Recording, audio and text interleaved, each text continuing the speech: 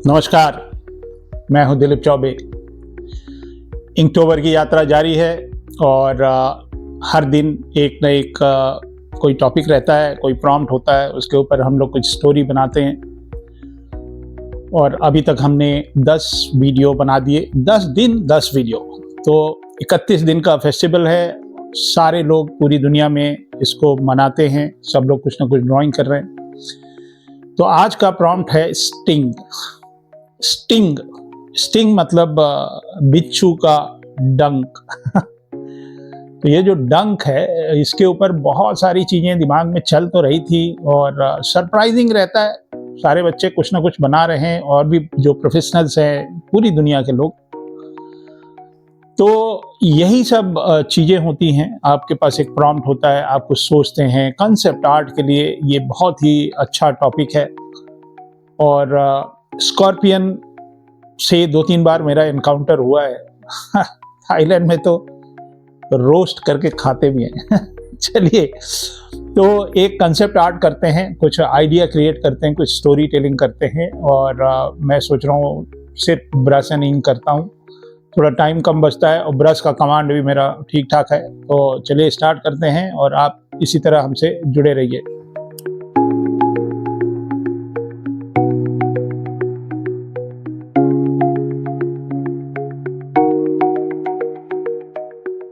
आज वैसे इnktober का डे 11 है और आज का प्रॉम्प्ट जो है वो, जैसा कि मैंने इंट्रो में बताया था, वो है स्टिंग। स्टिंग मतलब STING। स्टिंग मतलब डंक। वैसे तो देखा जाए तो बिच्छू का डंक भी होता है, मधुमक्खी का भी डंक होता है और वैसे मच्छर का भी डंक होता है। और हमारे यहाँ एक येलो कलर की एक बरैया बोलते हैं उत्तर प्रदेश में, बरैया का भी डंक होता है, बहुत पेनफुल होता है। तो एक मैं कैरेक्टर बना रहा हूँ जो कि फिक्शनल कैरेक्टर है। और जैसे आपने स्कॉर्पियन किंग मूवी देखी थी, वैसे ही है। स्कॉर्पियन किंग में हमारे द रॉक थे और उस समय 3D उतना अच्छा हो नहीं पा रहा था हॉलीवुड में, तो कुछ मिलता जुलता वही कैरेक्टर है। तो कंसेप्ट आर्ट की क्लासेस हमारे यहाँ होती हैं, तो मैं उन लोगों को कैरेक्टर के पीछे का जो बैकग्राउंड है, वो कैसे उस पर रिसर्च करते हैं, कैसे काम करते हैं, ये सब चीज़ें मैं सिखाता रहा हूँ और यही सिखा भी रहा हूँ।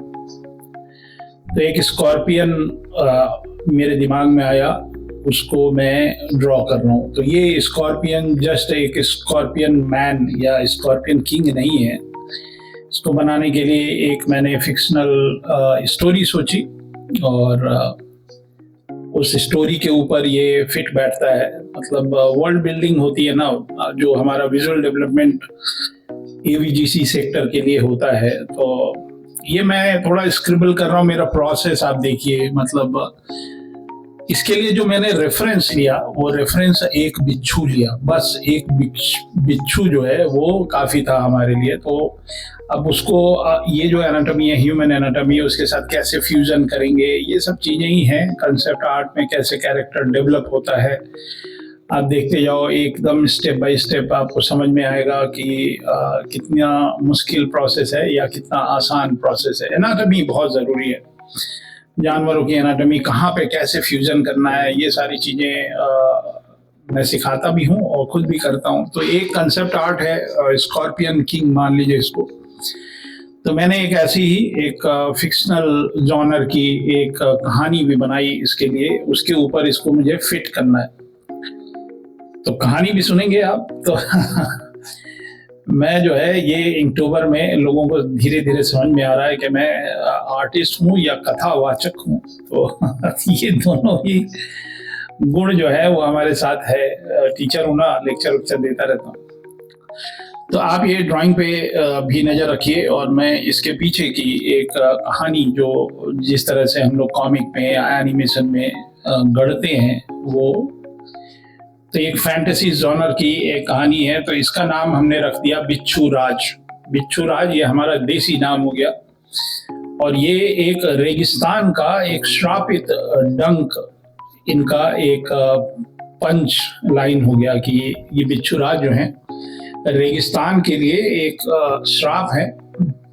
तो कहानी इस तरह से है कि थार के रेगिस्तान में जहाँ रेत कभी शांत और कभी तूफानी सागर की तरह उठती है, देख रहे हैं राइटिंग का स्टाइल। तो वहाँ एक प्राचीन और भयानक कथा हवा में गूंजती है बिच्छू राज की। तो अगर ये इंट्रो है तो आप इमेजिन करिए कि धूल जैसी आंधी आ रही है और वहाँ पे एक फिक्शनल कैरेक्टर के बारे में बताया जा रहा है कि बिच्छू राज की कहानी जो है एकदम भयानक कहानी की तरह इनका नाम मशहूर है। तो सैकड़ों साल पहले एक भैरव सिंह नाम का एक वीर सेनापति था। उसकी शक्ति एकदम अपार थी, पर अभिमान ने उसके दिल को पत्थर बना दिया था। He was very rude, he was very egoistic.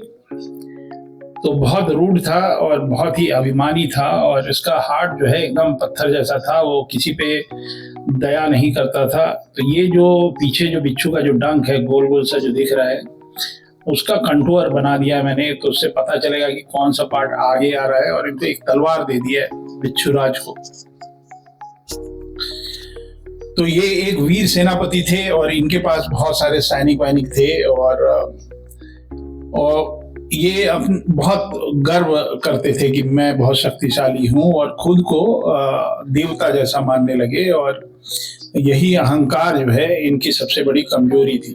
तो ये मोरल ऑफ द स्टोरी की डोंट बी अहंकारी।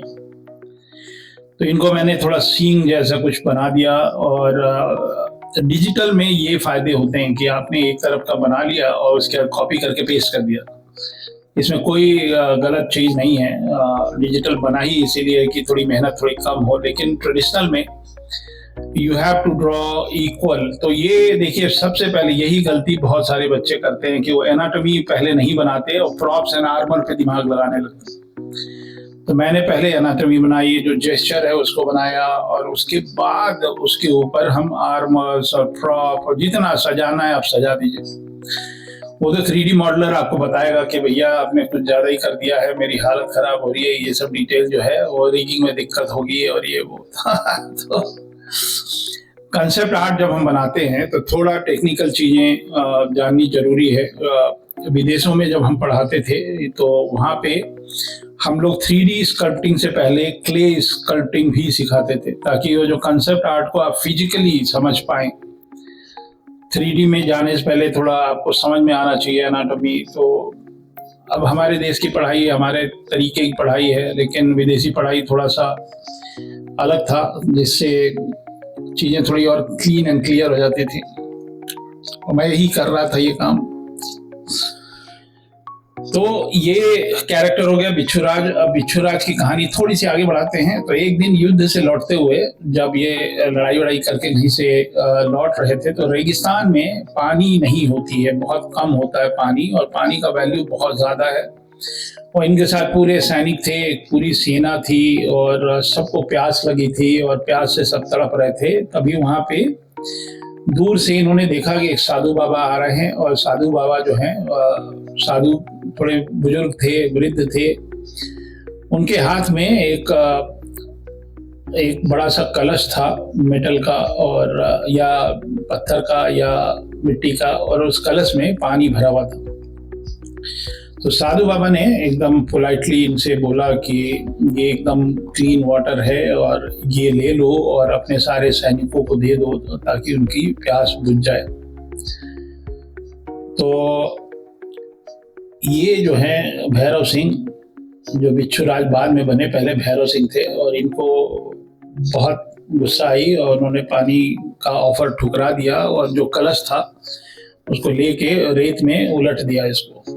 और साधु बाबा एकदम बिल्कुल गुस्से में आ गए और उनकी आंखें एकदम जलने लगी, और उन्होंने कहा कि जिस भूमि का तुम अपमान कर रहे हो वही भूमि एक दिन तुम्हारा शरीर बनेगी, और तेरी अभिमानी आत्मा मेरी शक्ति से बंध जाएगी। तो ये इनका एक श्राप था। उनका एक बहुत जेंटल जेस्चर था उन्होंने देखा गर्मी है, रेत है और वहाँ पे जल बिना इनकी सैनिक जो है वो मरे जा रहे हैं, तो उनको पानी ले आके उन्होंने दिया।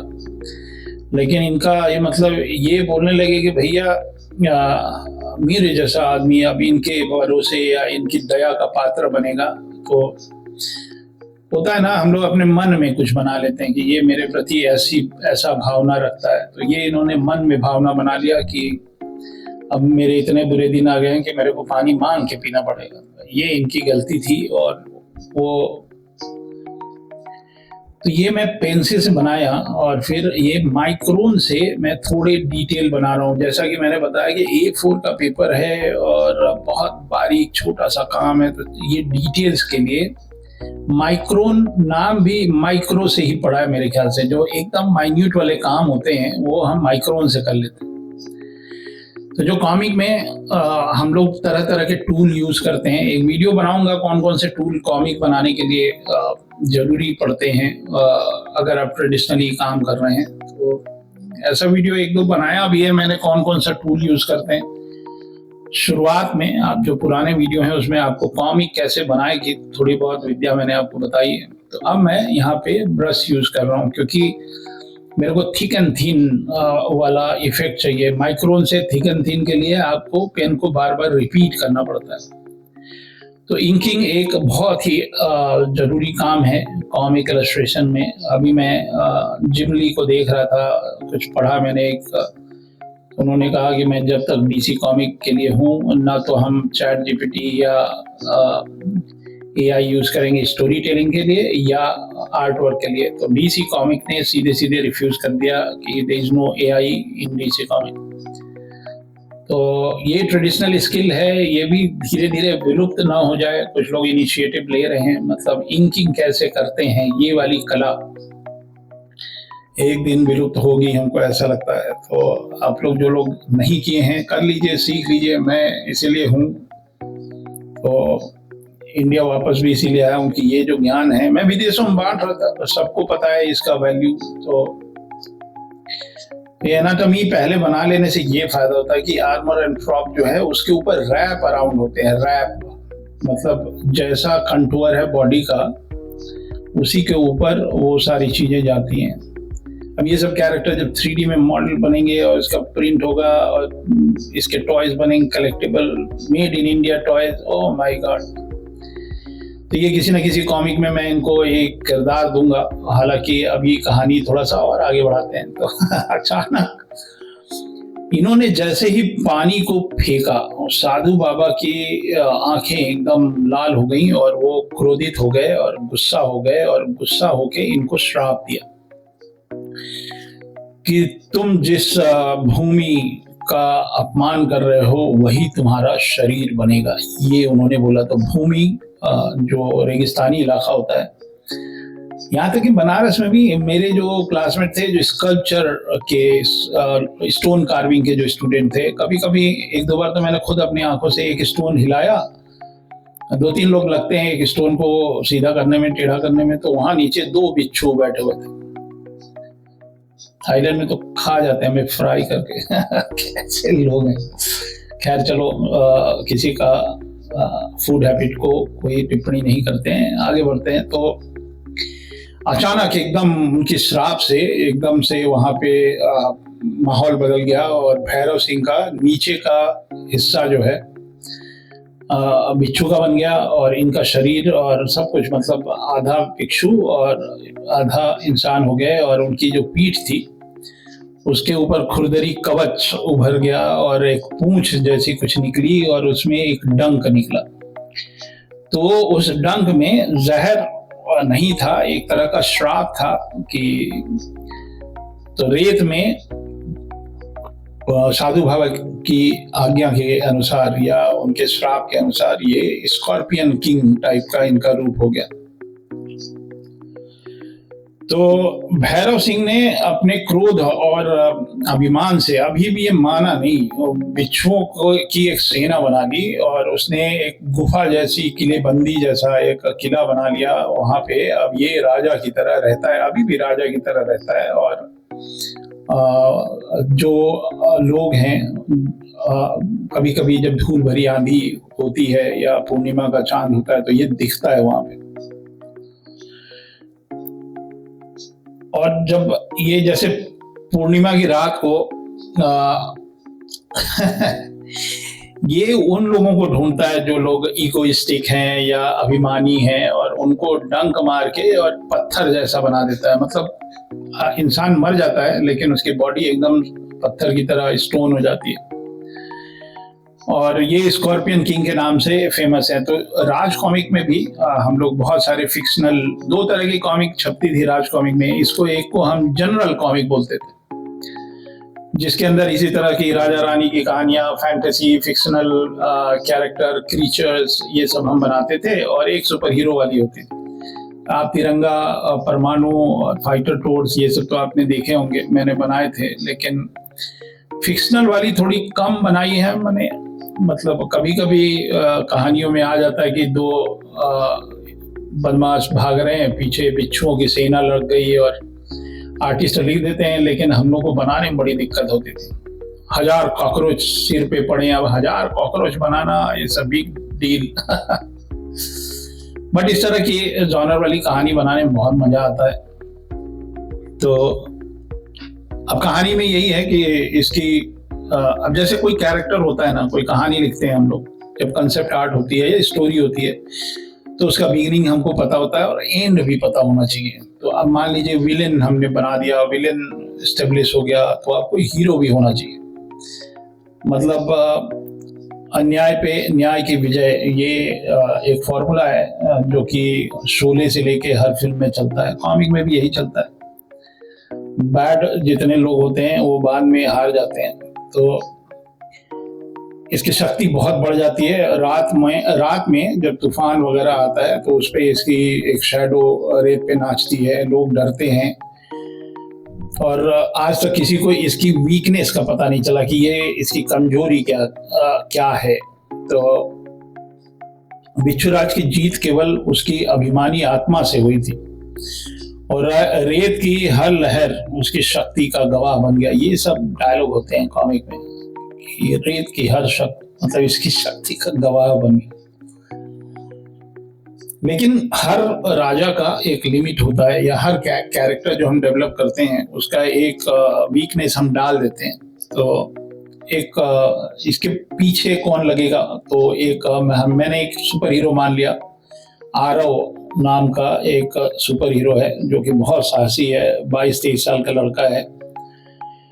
वो जो साधु बाबा थे ना, साधु बाबा के मंत्र उसको पता थे, और वो एक दिन गुफा पे आता है और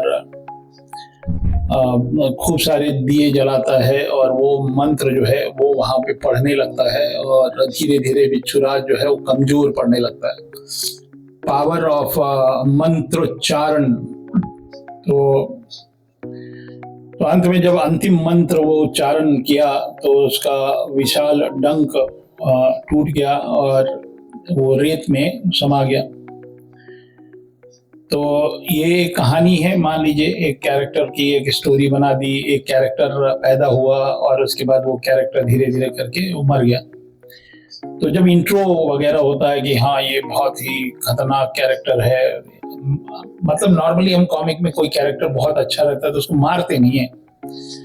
वो ये भी बता सकते हैं कि आरओ आया और उसके जितनी सेना थी या उसका जो जहाँ पे वो रहता था वो सब तोड़ ताड़ के और चला गया वहां से। और तो इसका जो वीकनेस है, क्योंकि ये एरोगेंट है और ये बहुत ईगोइस्टिक है, और इसका जो पावर है ये हो गया ईगोइस्टिक, और इसको तोड़ा जाता है विनम्रता से।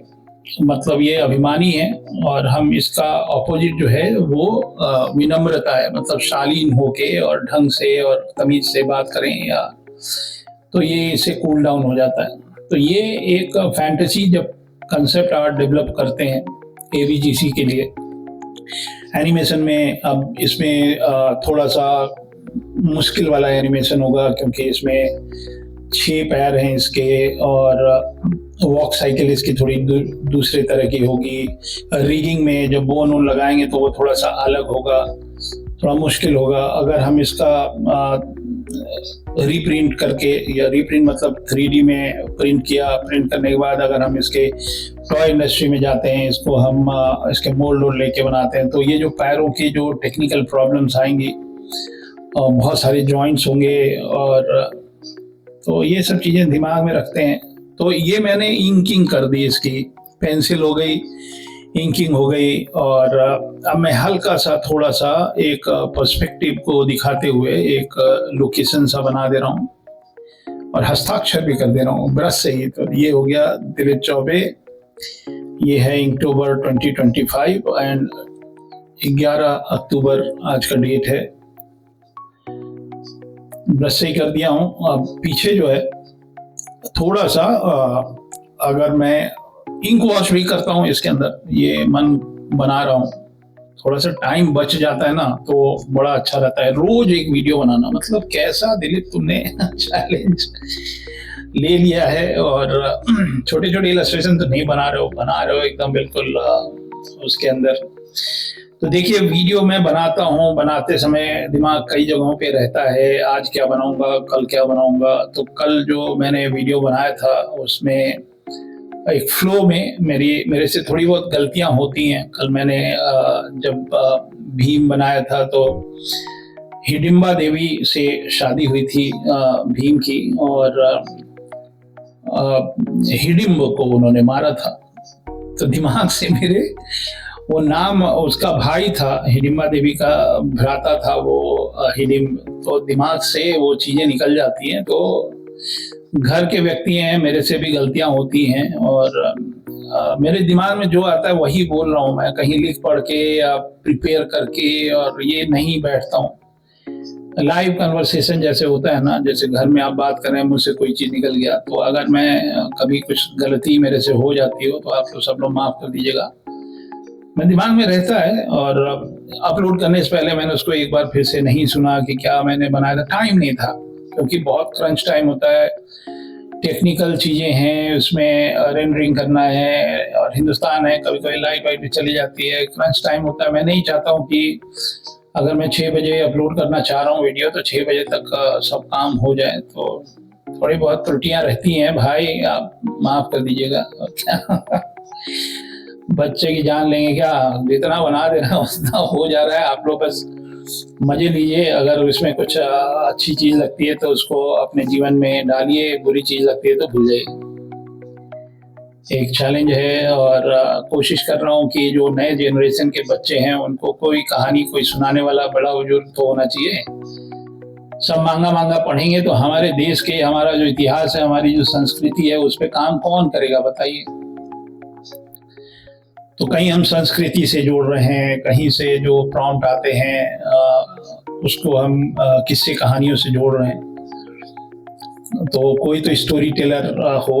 पहले क्या होता था, आप लोग जितने बुजुर्ग लोग हैं, मतलब मान लीजिए कि बुजुर्ग लोग हैं, तो हम जाया करते थे बचपन में छुट्टियां मनाने के लिए, अपने नानी दादी के यहाँ जाया करते थे। वहां शाम को, रात को सोने से पहले हर दादी कहानी सुनाती थी। कभी वो हॉरर कहानी होती थी, कभी कुछ। ये दादा दादियां, नाना नानियां कहानी सुना के बच्चे को सुलाया करते थे। ये हमारे देश की संस्कृति है भाई। तो जितने लोग बड़े बूढ़े हैं घर में, आप पूछ लीजिए आज क्या होता है बताइए। आज कोई नाना नानी बैठ के कहानी सुन, कोई बच्चा सुनने को राजी नहीं है भाई। उनके हाथ में फोन रहता है, वो इंस्टा पे लगे रहते हैं। तो कम से कम एक व्यक्ति, दिलीप चौबे, पूरे देश के छोटे बच्चों को कहानी सुना रहे। बस यही मान के, अगर मेरी जो गलतियां हैं वीडियो में, उसके लिए माफ कर देना। चलो, जानबूझ के गलती नहीं होती है। अब वीडियो में कुछ चीजें हैं, आपकी एक्सपेक्टेशन अलग है, और मैं अपने जीवन के जो हमारे अनुभव हैं वही शेयर कर रहा हूँ, और ये सब रिकॉर्डेड हो रहा है, ये सब डॉक्यूमेंटेड होगा। तो ये स्मृतियां होंगी कि हाँ, story telling is an art. कहानी लिखना, और हम अगर क्रिएट इन इंडिया करना चाह रहे हैं तो हम क्या करना चाह रहे हैं। जितनी भी मूवी आप देख रहे हैं, डीसी मार्वल की, या टर्मिनेटर, ये वो जितनी भी मूवीज आती है जिसमें विजुअल इफेक्ट हो रहा है, विदेशी फिल्मों के, वो सब हमारे देश में ही बन रहा है। प्राइम फोकस में बन रहा है, डबल नेगेटिव में बन रहा है, और भी दुनिया भर के एंटरटेनमेंट कंपनियां हैं जो कि आउटसोर्स पे काम करती हैं। तो वो तो विदेशी टॉपिक पे हम काम कर ही रहे हैं ना, लेकिन अपने देश के लिए तो नहीं कर रहे हैं ना। एक दो मूवी आती है, जैसे कल की बहुत अच्छी थी, उसमें मैंने बहुत सारे मैट पेंटिंग देखे, एक फ्यूचरिस्टिक कुछ दिखा हमको। हम तो काम कर रहे हैं हॉलीवुड का, लेकिन हमारा भी कुछ अपना भी तो कुछ हो सकता है। ये है create in India. We are creating in India for Hollywood films. अभी आई नरसिम्हा, मजा आ गया देख के। सिनेमा हॉल एनिमेशन मूवी के लिए फुल था, हाउसफुल था। रामायणा पे काम हो रहा है, वो बहुत अच्छा हो रहा है। कुछ ना कुछ तो होगा जीवन में, कुछ देखने को मिलेगा। और नरसिम्हा के 12 मूवीज हैं, तो ये है क्रिएट इन इंडिया। अच्छा है, अपने देश की कहानी है, मेड इन इंडिया है, और पूरी दुनिया उसको देखेगी तो दिल खुश हो जाएगा। तो ये ऑलमोस्ट मैंने पीछे का कर दिया, थोड़ा सा इंक वॉश कैरेक्टर पे भी कर दे रहे हैं, और इससे थोड़ा और 3D वॉल्यूम टाइप का हो जाएगा। एक मैंने इनके लिए एक फिक्शनल कहानी भी लिख ली। विनमिक्स मेरी कंपनी है, कॉमिक की कंपनी है, उसमें बहुत सारी कॉमिक हमने बना के रखी है, लेकिन अभी राइट टाइम मेरे को लग नहीं रहा है, तो इसलिए मैं प्रिंट नहीं कर रहा हूँ, लेकिन बनाता जा रहा हूँ। राइट टाइम तब आएगा जब हमारे स्टूडेंट्स भी सारे कॉमिक बना के रेडी होंगे। तो ये हो गए हमारे बिच्छू राज। मिलते हैं कल के दिन, और तब तक के लिए एंजॉय करते रहिए। जय हिंद।